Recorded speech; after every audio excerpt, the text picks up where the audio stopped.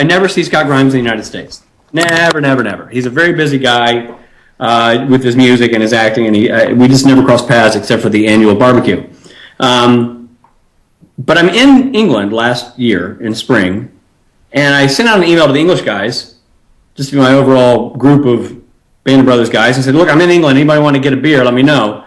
And the first person to pop back was Scott Grimes. And he said, you're kidding me, right? You're kidding me. I'm like, no, I'm here. He's like, I'm here. Because he was just about to start shooting Robin Hood. And he said, I'm here. Let's go get a beer.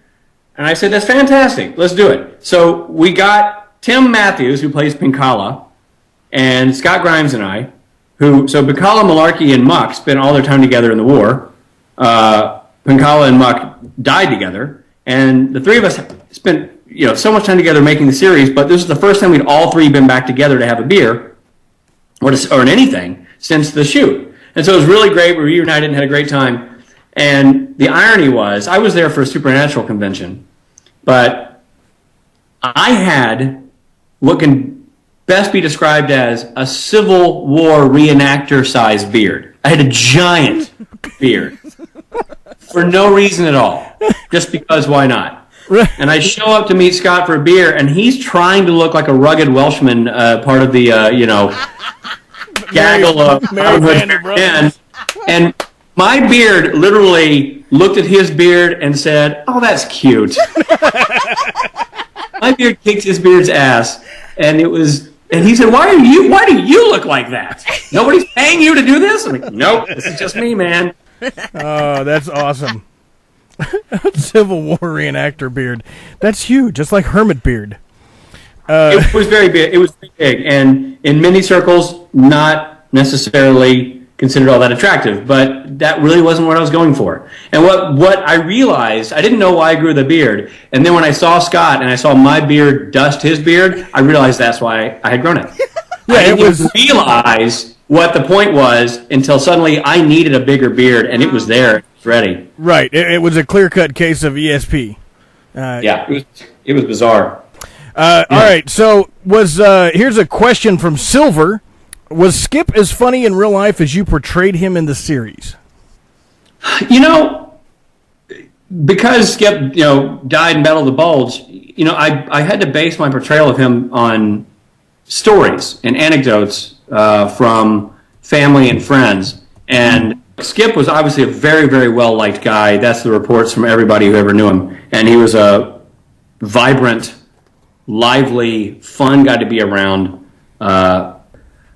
But when you're trying to research somebody like that, you obviously want a three-dimensional portrait of them. No one ever remembers what they didn't like about the guy who died young.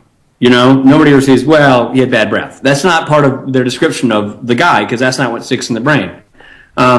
So I tried to, talk to Don Malarkey a lot and really see, once he got past the emotional journey of, wow, somebody's going to portray my good friend on TV, and this is strange, and this is emotional and difficult.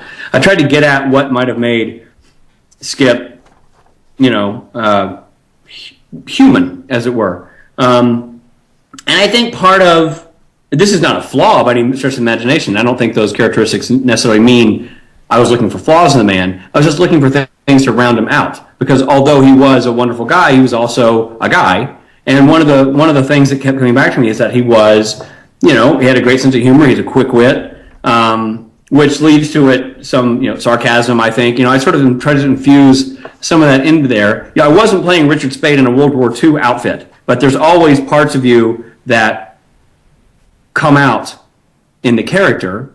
And quite frankly, I feel like that's part of the reason why you're cast, because in some regard, they look at you and see the guy that they want you to portray. Not just physically, but also in your persona, in your energy. So I think that is, I think it's fair to say, without knowing for sure, that he and I are probably fairly similar. He's probably the classier 1940s version of me, but I would say there's definitely some parallels. Well, since you brought up talking with Donald Malarkey so much about Skip Muck, did you also read his book?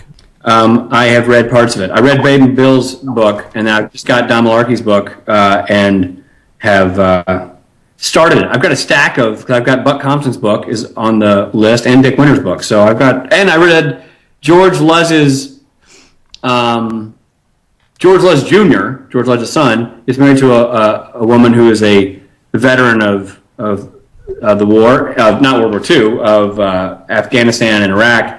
And she just wrote a book called Nightingale of Mosul. So I just read her book. So I'm not done with it, but I'm in the middle of reading Don's book right now. Now, how did you get the part, and did you audition specifically for Skip? Or did you audition for a bunch of people and they said, no, you're Skip? I auditioned for, the only part I ever read for was Skip. Actually, wait, whoops, that's not true. The first time I read for it, I read for Lipton. I read for Lipton and went on videotape for that role. But when they called to meet me and I went in to read for Tom Hanks and then Tom Hanks and Steven Spielberg, I was only reading for Muck. Although they did throw in the curveball and said, get ready to read for a bunch of characters. And they gave you all this material, and like 18 pages of material, and they said, we might call you in for one of these 4 characters. So hang on to your hat and be ready. But I only ended up reading for Muck after the initial meeting. What answer have you been getting from everybody?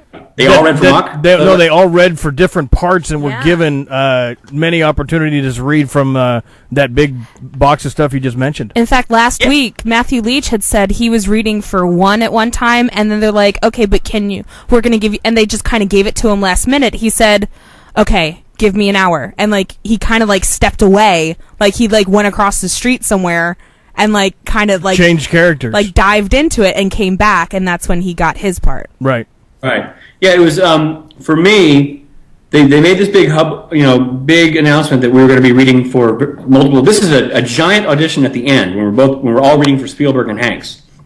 And there's a ton of guys in the waiting room, and you're going to go in 4, 5, 6 guys at a time in these giant group scenes, and you're going to read all this stuff. And I was part of the first group called in, and I read Skip Muck in this scene with a bunch of guys. And then I went out to the waiting room, and I sat around for the next 3 hours and never got called back in again. And other guys went in for Muck again more than once, and I kind of thought I'd blown it actually at that point, but I guess not. I guess I'd seen enough after one reading. Now, I always ask everybody the same question as well, and this is for my own personal benefit, and I like to giggle about the answers. Did you ever look over at Hanks during any of the shooting of the movie, any of the different scenes, and just look at Tom and go, that guy made a whole movie with a volleyball?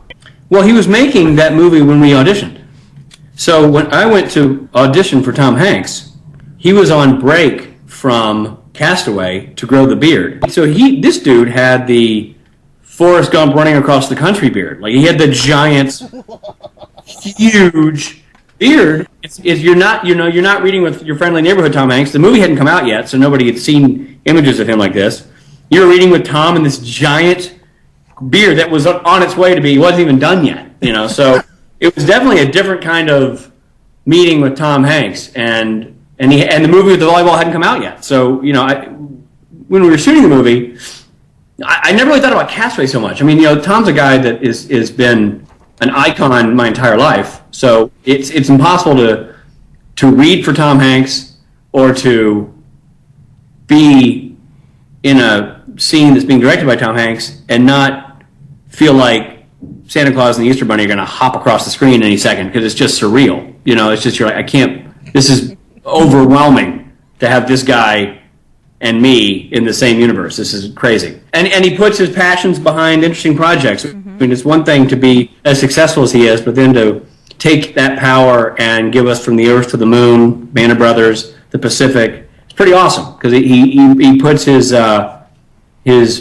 amazing skill and success to work for wonderful passion projects, and I think the industry benefits from that.